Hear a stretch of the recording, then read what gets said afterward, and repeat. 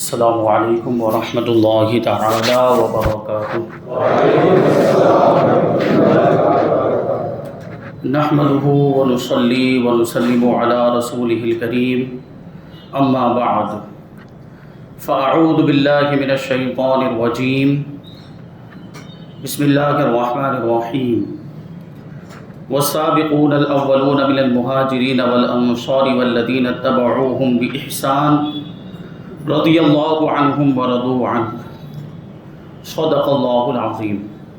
آئیے ہم اور آپ سب سے پہلے حضور سرور کائنات، فخر موجودات، باعث تخلیق کائنات، احمد مجتبی محمد مصطفیٰ صلی اللہ علیہ وسلم کی مقدس بارگاہ میں درود و سلام کا ہدیہ پیش کریں اور پڑھیں، اللہم صلی علی سیدنا و مولانا محمد معدن الجود والکرم وآلہ الکرام وابنہ الکریم وبارک وسلم صلاۃ و سلاما علیک یا رسول اللہ صلی اللہ تعالی علیہ وسلم۔ عزیزان ملت اسلامیہ، آج انشاءاللہ تبارک و تعالی میں آپ کو ایک واقعہ سناؤں گا، بڑا ہی دلچسپ اور سبق آموز واقعہ ہے۔ اس واقعے کو سننے کے بعد خود آپ کو اندازہ ہو جائے گا کہ یہ واقعہ کس مناسبت سے بیان کیا گیا۔ جزیرہ عرب، ملک عرب، یہ پہاڑی اور ریتیلے علاقے پر مشتمل ہے۔ ریگستان وہاں پر کثرت کے ساتھ پائے جاتے ہیں، اور وہاں پر حرائر بھی موجود ہیں۔ حرائر یہ حرہ کی جمع ہے۔ حرہ کا مطلب ہوتا ہے وہ زمین جس میں جلے ہوئے سیاہ یعنی کالے پتھر ہوں۔ یہ سخت گرمی کی وجہ سے پتھر کالے ہو جاتے ہیں، تو ایسی جگہ کو حرہ کہا جاتا ہے۔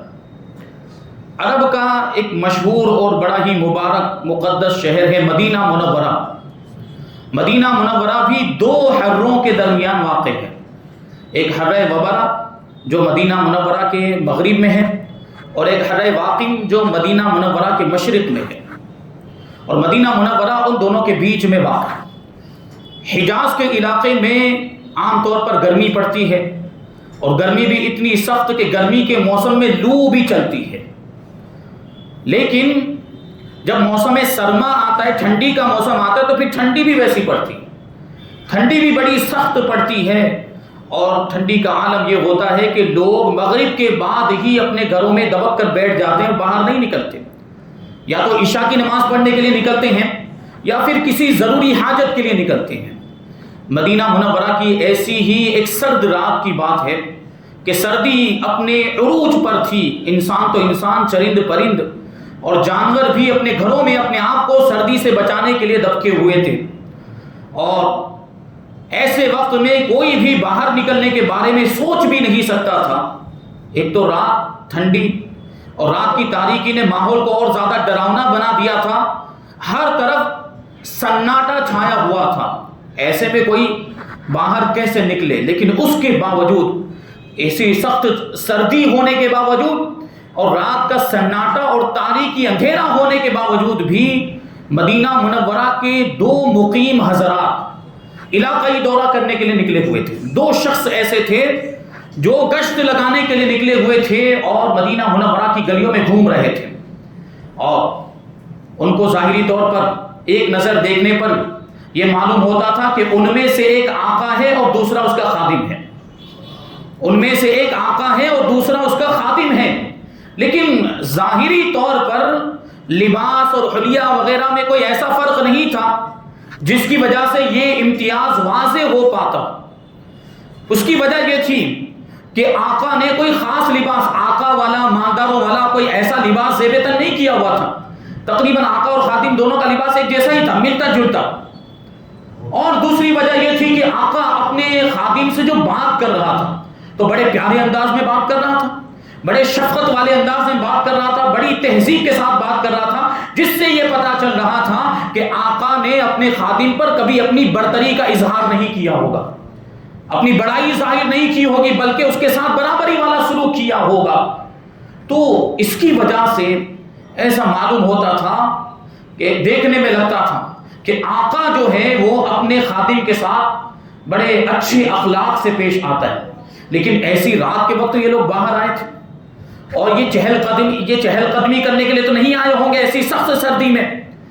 تو اس سے یہ معلوم ہوتا ہے ایسی سردی کے موسم میں بھی باہر نکلنا، اس سے اس بات کی طرف اشارہ ہوتا ہے کہ کسی خاص مقصد کے پیش نظر وہ دونوں اپنے گھروں سے باہر نکلے تھے. اور دوسری بات یہ ہے کہ وہ مدینہ منورہ کی گلیوں میں گشت کر رہے تھے. مدینہ منورہ کی گلیوں میں جس انداز میں وہ لوگ چل رہے تھے، ان کے چلنے کے انداز سے یہ معلوم ہو رہا تھا کہ یہ ان کا روزانہ کا معمول ہے یا ہر دوسرے دن کا معمول ہے. یعنی روزانہ نکلتے ہوں گے یا ہر دوسرے دن نکلتے ہوں گے. بہرحال یہ لوگ چلتے چلتے مدینہ منورہ کی گلیوں کا مشاہدہ کرتے ہوئے مدینہ منورہ کے باہر تقریباً 3 میل کے فاصلے پر حرہ واقم تک پہنچ گئے. میں نے ابھی عرض کیا کہ مدینہ منورہ 2 حروں کے درمیان آباد ہے، ایک حرہ وبرہ اور ایک حرہ واقم. تو یہ دونوں حضرات آقا اور خادم یہ چلتے چلتے مدینہ منورہ کی گلیوں سے گزر کر مدینہ منورہ کے باہر حرہ واقم 3 میل دور کے فاصلے تک پہنچ گئے. وہاں جانے کے بعد اچانک یہ دونوں رک گئے. ان دونوں کے قدم ٹھہر گئے اور رکنے کی وجہ بہت دور ایک خیمہ تھا جس میں آگ جل رہی تھی. یہ واقعہ ہو سکتا ہے آپ نے اس سے پہلے سنا ہو لیکن اس انداز میں نہیں سنا ہوگا. اس انداز میں سنانے کا ایک مقصد یہ بھی ہوتا ہے کہ آپ اچھی طرح سے ساری باتوں کو ذہن پہ رکھتے ہوئے چلیں کہ ایسا کیوں ہوا ہوگا، وہ کون ہوگا، خادم کون ہوگا، آقا کون ہوگا. یہ باتیں آپ کے ذہن میں یہ سوال پیدا کرتی رہیں تو جب جواب آپ کو حاصل ہوگا تو وہ جواب اچھی طرح ذہن میں بیٹھ جائے گا. تو وہ خیمہ نظر آیا تو آقا نے اپنے خادم سے کہا کہ اسلم. اب دیکھیے خادم کا نام پتہ چل گیا لیکن آقا کا نام ابھی تک نہیں پتہ چلا. آقا نے خادم سے کہا کہ اسلم یہ اس وقت کون ہوگا؟ تو خادم نے لا علمی کا اظہار کیا، مجھے نہیں معلوم حضرت. تو آقا نے کہا کہ شاید کوئی قافلہ ہوگا جو رات کی وجہ سے اور سردی کی وجہ سے یہاں ٹھہر گیا ہے، چلو ہم چل کر دیکھتے ہیں کہ معاملہ کیا ہے. تو آقا اور خادم دونوں گئے اور جب خیمے کے قریب پہنچے تو کیا دیکھتے ہیں، منظر دیکھ کر حیران دیکھے کہ وہ کوئی خیمہ نہیں تھا اور وہ کوئی قافلہ بھی نہیں تھا بلکہ ایک ٹوٹا پھوٹا کچا مکان تھا، ایک جھونپڑی تھی جس میں ایک عورت اپنے ننھے منھے بچوں کے ساتھ وہاں پر مقیم تھی اور وہ چولہا جلا رہی تھی. چولہے کے اوپر اس نے ہانڈی چڑھائی ہوئی تھی. ایسا لگ رہا تھا کہ وہ کھانا بنا رہی اور اس کے پاس اس کے بچے بیٹھ کر مسلسل روئے جا رہے تھے اور جن کو دیکھ کر ایسا لگ رہا تھا کہ بچوں کو بہت زیادہ بھوک لگی ہوئی ہے. آقا آگے بڑھا، اس نے سلام کیا تو اس خاتون نے ان دونوں کو دیکھے بغیر، ان دونوں کی طرف توجہ کیے بغیر ہی ان کے سلام کا جواب دے دیا. پھر آقا نے اندر آنے کی اجازت مانگتے ہوئے کہا کہ کیا میں اندر آ سکتا ہوں؟ تو اس خاتون نے کہا جو اس گھر میں رہتی تھی، اس خاتون نے کہا کہ اگر خیر کا ارادہ ہے، اگر بھلائی کا ارادہ ہے تو آئیے، ورنہ کوئی ضرورت نہیں ہے، ورنہ کوئی ضرورت نہیں. اس سے پتا چلتا ہے کہ وہ جو عورت تھی وہ بہت دکھی تھی، وہ بڑی دکھیاری خاتون تھی، اس وجہ سے وہ بے رخی کے ساتھ جواب دے رہی تھی. لیکن آقا کا بھی انداز یہ بتا رہا تھا کہ وہ اس خاتون کے غم میں شریک ہونا چاہتا ہے. تو آقا اندر داخل ہوا اور پوچھنے لگا کہ تم کون ہو اور یہ بچے کیوں رو رہے ہیں؟ تو اس خاتون نے جواب دیا کہ میں مدینہ منورہ کی رہنے والی ہوں، میں مدینہ منورہ کی رہائشی ہوں اور میرے بچے بھوک کی وجہ سے رو رہے ہیں. آقا نے پوچھا کہ اس ہنڈیا میں کیا ہے، اس ہانڈی میں کیا ہے؟ تو اس نے کہا کچھ بھی نہیں، یہ تو پانی ہے، پانی ہانڈی میں ڈال کر میں نے ہانڈی کو چولہے پر چڑھا دیا اپنے بچوں کے دل کو بہلانے کے لیے کہ کھانا تیار ہو رہا ہے، تاکہ کھانا پکنے کے انتظار میں روتے روتے ہی وہ سو جائیں. اب اس دکھیاری خاتون نے اپنی آپ بیتی بیان کرنا شروع کر دیا، اپنی درد بھری کہانی اور داستان اس نے بتانی شروع کی. وہ کہنے لگی کہ میں ایک غریب اور نادار عورت ہوں، میرے پاس اپنے بچوں کو کھلانے کے لیے کوئی سامان نہیں ہے کہ میں اپنے بچوں کو کھلا سکوں، میرے بچے بھوکے ہیں، بھوک سے رو رہے ہیں، بلک رہے ہیں، اور امیر المؤمنین کا حال یہ ہے کہ ان کو ہمارے بارے میں پتہ بھی نہیں، وہ ہماری خبر گیری بھی نہیں کرتے اور ہمارے حال کے بارے میں دریافت بھی نہیں کرتے. ہم ان کے محکوم ہیں، ہم ان کی رعایا ہیں، ان کا حق بنتا ہے کہ وہ ہماری خبر گیری کریں، وہ ہمارے حال کو دریافت کریں، ہمارے بارے میں پوچھیں. تو اس نے یہ بات کہی، پھر آگے کہتی ہے کہ خیر بات آخرکار ہمارا جو یہ وقت ہے تو جیسے تیسے گزر جائے گا، لیکن امیر المؤمنین اور ہمارے درمیان قیامت کے دن اللہ تبارک و تعالیٰ فیصلہ کرے گا اور یقیناً آخرت کی جو پکڑ ہے بڑی سخت ہے۔ یہ سننے کے بعد جو آقا تھا اس کی بھی آنکھیں نم ہو گئی، آنکھوں سے آنسو جاری ہو گئے، آقا بھی آپ دیدہ ہو گیا، اور وہ خاتون سے کہنے لگا کہ اے بی بی، اللہ تبارک و تعالیٰ تجھ پر رحم فرمائے اور تیری ساری مصیبتوں اور پریشانیوں کو دور فرمائے۔ لیکن امیر المؤمنین کو کیا پتا کہ تم اس حالت میں ہو؟ تو خاتون جواب دیتی کہ پھر وہ امیر المؤمنین کیوں بنے ہوئے؟ جب وہ اتنے بڑے عہدے پر ہیں، وہ امیر المؤمنین بن گئے، خلیفۃ المسلمین بن گئے، وہ ہمارے حاکم ہیں، تو انہیں ہماری حالت کے بارے میں پتہ ہونا چاہیے۔ یہ درد بڑی کہانی سننے کے بعد آقا نے اپنے خادم سے کہا کہ چلو میرے ساتھ جلدی چلو۔ اب دونوں وہاں سے روانہ ہوئے اور مدینہ منورہ کی آبادی کی طرف جانے لگے۔ اب معاملہ یہ تھا کہ وہ آقا بڑی گہری سوچ میں ڈوبا ہوا تھا، اور اس کی وجہ یہ تھی کہ وہ خاتون کی داستان اور خاتون کی آپ بیتی اور درد بڑی کہانی نے اس پر بڑے گہرے اثرات چھوڑے تھے، جس کی وجہ سے آقا خاموش ہو گیا۔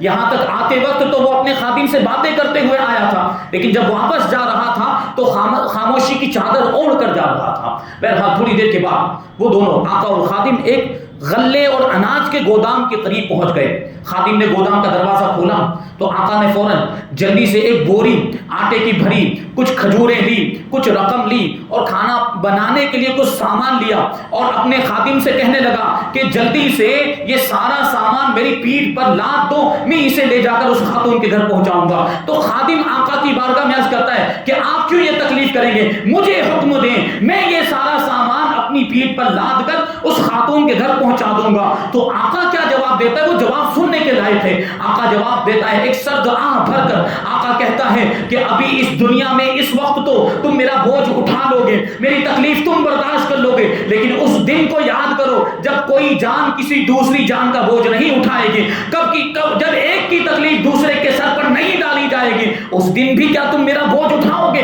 تو اب یہ فکر آخرت سے بھرا ہوا جواب سن کر خادم خاموش ہو گیا، اور پھر حکم کی تعمیل کرتے ہوئے وہ سارا سامان خادم نے آقا کی پیٹھ پر لاد دیا۔ اب آقا وہ سامان لے کر روانہ، اور خادم بھی ان کے ساتھ چلتا چلتا جا رہا ہے۔ چلتے چلتے آخرکار وہ دونوں اس مکان کے قریب پہنچ گئے، اس خاتون کے گھر کے قریب پہنچ گئے۔ خاتون نے جب دیکھا کہ یہ دونوں تو سامان لے کر آئے ہیں تو وہ حیران ہوئی، اور تھوڑا سا اس کو یہ تعجب بھی ہوا کہ یہ لوگ کون ہیں اور اس طریقے سے یہ سامان لے کر کیوں آ گئے۔ آقا نے آنے کے بعد وہ بوری کو کھولا اور خاتون سے کہا کہ اس میں سے آٹا نکالو اور اس میں نمک ملاؤ تاکہ میں اس کا حریرہ بناؤں۔ حریرہ وہ ایک کھانا نمک ملا کر بنایا جاتا ہے تاکہ میں اس کا حریرہ بناؤں۔ اور دوسری جانب وہ آقا ہنڈیا کے نیچے جو ہے آگ پھونکنے لگا۔ وہ پرانے زمانے میں جو چولہے جلائے جاتے تھے تو اس میں یہ پھونکنا پڑتا تھا، ہوا دینی پڑتی تھی، تو وہ آگ پھونکنے لگا جس کا دھواں آقا کی داڑھی سے ہو کر نکلنے لگ گیا۔ اب معاملہ یہ تھا کہ ایک جانب وہ آگ بھی جلاتا جا رہا تھا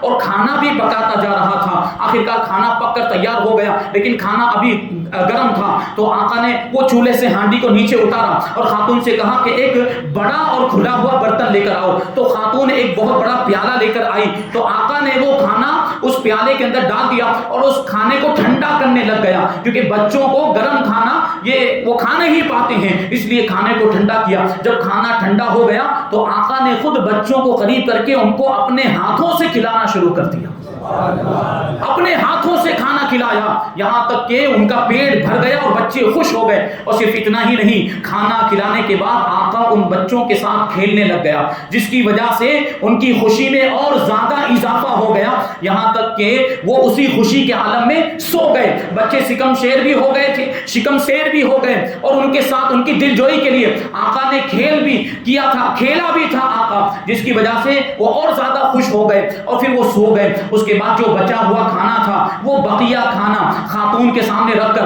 آقا اپنے خادم اسلم کے پاس آ کر اس طرح بیٹھ گیا، ایسا معلوم ہوتا تھا گویا کہ اسے قلبی سکون حاصل ہوا ہو اور اس کے کندھوں سے بہت بڑا بوجھ ہلکا ہو گیا ہو۔ یہ آقا نے کیا۔ اب وہ خاتون کی ظاہر سی بات ہے، ایسی مشکل گھڑی میں ایک آدمی نے اس طرح ان کی مدد کی تھی، تو خاتون آقا کی طرف متوجہ ہوئی اور کہنے لگی کہ آپ کتنے مشفق ہیں، آپ کتنے رحم دل اور کتنے مہربان ہیں کہ اس مشکل گھڑی میں، مصیبت والی گھڑی میں آپ نے ہماری مدد کی اور میرے روتے ہوئے بچوں کے چہرے پر مسکراہٹ کے موتی بکھیر دیے۔ میں آپ کا شکریہ کیسے ادا کروں؟ اللہ تبارک و تعالیٰ ہی آپ کو اس کی جزا عطا فرمائے گا۔ امیر المؤمنین بننے کے تو حقدار آپ ہیں، آپ کو امیر المؤمنین ہونا چاہیے تھا، اسلم دیکھ رہا تھا کہ اب وہ جو خاتون تھی اس کے انداز میں نمایاں تبدیلی آ گئی اور وہ دل سے خوش معلوم ہو رہی تھی اور دل سے خوش نظر آ رہی تھی۔ آقا نے، ہمارے آپ میں سے کوئی اور شخص ہوتا اور آقا کے علاوہ کوئی دوسرا شخص ہوتا تو یہ تعریفی جملے سننے کے بعد وہ پھولا نہ سماتا، بلکہ اپنا یہ کارنامہ لوگوں کے سامنے سینہ چوڑا کر کے سناتا۔ لیکن آقا نے ان تعریفی جملوں پر کوئی توجہ نہیں دی اور کہنے لگا کہ امیر المؤمنین کو کیا پتا آپ کی حالت کے بارے میں، اور آپ مجھے کہہ رہی ہیں کہ آپ امیر المؤمنین بننے کے حقدار ہیں، کہاں میں اور کہاں امیر المؤمنین کا حقدار ہونا، یہ بڑی عجیب بات ہے۔ لیکن یہ بات ضرور ہے کہ آپ جب کبھی بھی امیر المؤمنین کے دربار میں حاضر ہوں گی تو مجھے ضرور وہاں پر پائیں گی، جب کبھی آپ امیر المؤمنین کے دربار میں حاضر ہوں گی تو مجھے ضرور وہاں پر پائیں گی۔ آقا نے اللہ تبارک و تعالیٰ کا شکر ادا کیا اور اپنے خادم کے ساتھ اٹھا اور اپنے خادم سے کہنے لگا کہ جب میں یہاں پر آیا اور میں نے بچوں کو روتے اور بلکتے ہوئے دیکھا، ان کی بھوک کو دیکھا تو مجھے اپنے بچوں کی یاد آ گئی، مجھے اپنے بچوں کی یاد آ گئی اور میں نے اپنے دل میں یہ تہیہ کر لیا، میں نے اپنے دل میں یہ پکا ارادہ کر لیا کہ جب تک میں ان بچوں کی بھوک کو شکم سیری اور ان کے رونے کو ہنسنے میں اور ان کے دکھ کو، ان کے غم کو خوشی اور مسرت میں تبدیل نہیں کر دوں گا، وہاں تک میں چین کی سانس نہیں لوں گا اور میں اپنے گھر بھی واپس نہیں جاؤں گا۔ اور اللہ تبارک و تعالیٰ کا شکر ہے کہ میں اس کام میں کامیاب ہو گیا، میں اپنے اس مقصد میں کامیاب ہو گیا کہ ان بچوں کی بھوک بھی مٹ گئی اور وہ خوش بھی ہو گئے، ان کا غم بھی دور ہو گیا، ان کے چہرے پر مسکراہٹ بھی آ گئی۔ اور یہ کہنے کے بعد وہ آقا اپنے خادم کے ساتھ مدینہ منورہ کی طرف روانہ ہو گیا اور مدینہ منورہ پہنچنے کے بعد دونوں اپنے اپنے گھر چلے گئے۔ اب آپ کے ذہن میں یہ سوال آ رہا ہوگا کہ یہ آقا کون تھا؟ خادم کا تو نام پتہ چل گیا، آقا کے بارے میں پتہ چل جائے تو خادم کا بھی پتہ چل جائے گا کہ کن کا خادم تھا۔ یہ شخص کون تھا جو رات کے اندھیرے میں، سردی والی رات میں مدینہ منورہ کی گلیوں میں ٹہل رہا تھا اور مدینہ منورہ کی گلیوں میں گشت کر رہا تھا؟ یہ کون تھا جو مدینہ منورہ کی گلیوں میں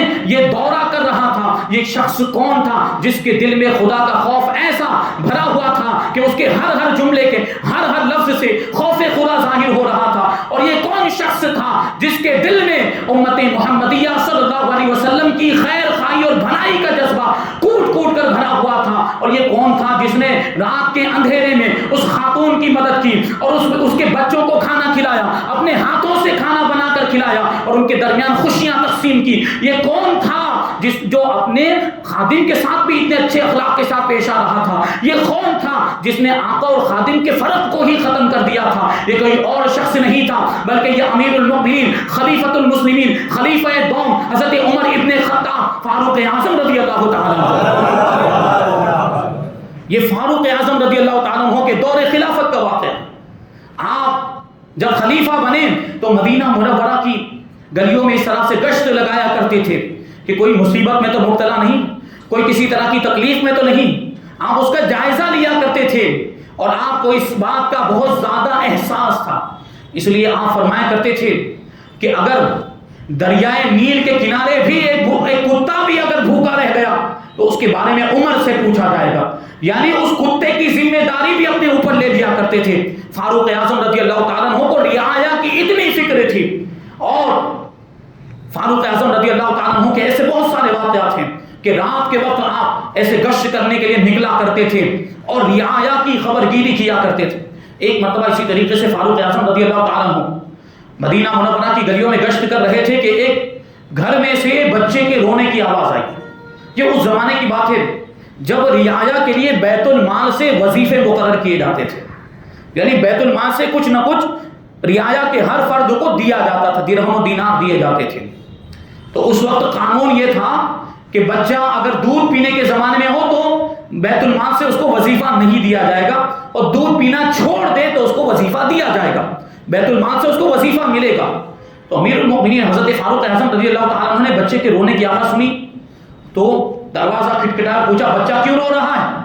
اسے کچھ کھانا کھلاؤ، اسے دودھ پلاؤ تاکہ وہ خاموش ہو جائے، کیوں رو رہا ہے؟ تو وہ خاتون جواب دیتی ہے کہ چونکہ امیر المؤمنین کی طرف سے اعلان ہوا ہے کہ دودھ پیتے ہوئے بچے کا وظیفہ نہیں لگے گا، اس لیے میں اپنے بچے کا دودھ چھڑا رہی ہوں تاکہ اس کا بھی وظیفہ لگ جائے۔ میں غریب ہوں، نادار ہوں، اس وجہ سے میں سوچ رہی ہوں کہ مجھے میرا وظیفہ ملتا وہ کافی نہیں ہوتا، بچے کا بھی وظیفہ ملے گا تو ہمارا گزر بسر آسانی کے ساتھ چل پائے گا، اس لیے میں اپنے بچے کا دودھ چھوڑا رہی ہوں تاکہ بیت المال سے اس کا بھی وظیفہ جاری ہو جائے۔ امیر المؤمنین کی روح کانپ گئی